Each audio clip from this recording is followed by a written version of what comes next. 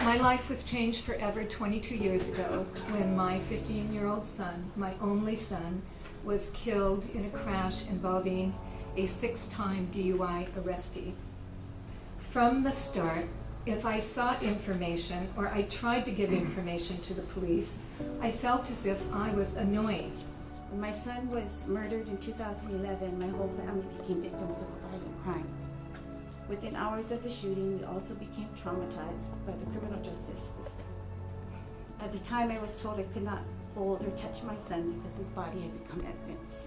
I had to wait 7 days to see my son's body again. My son, Michael Willa Carvalho, was killed at the hands of a drunk driver.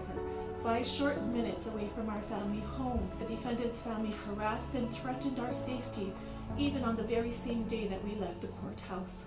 Our right to be protected from intimidation and harassment were compromised and continue to be even still today.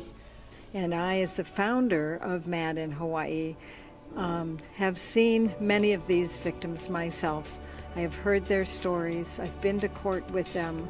And so I have seen the hurt, the frustrations. Just earlier this year, the prosecutor admitted that 15 to 20 felony sex assault cases have been not been brought with charges and had passed the statute of limitations because they were in a file cabinet somewhere in a prosecutor's office.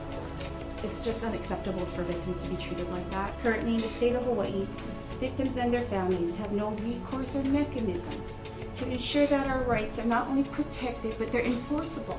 As a former prosecutor in the state of Alaska, I found that it was beneficial to the system in that when the victim had a voice. I think the proceedings moved along more smoothly. Having constitutional rights for victims actually just changes the practice and procedures.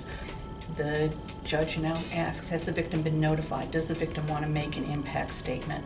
So rather than just being ignored or told to sit down or I don't want to hear, I don't need to hear a victim impact statement, it's being done. And Marcy's Law hopefully can balance us with the defendant. We don't want more, we just want the same. We want equal rights. Victims count. Victims should be heard and treated with dignity and fairness by the criminal justice system in Hawaii.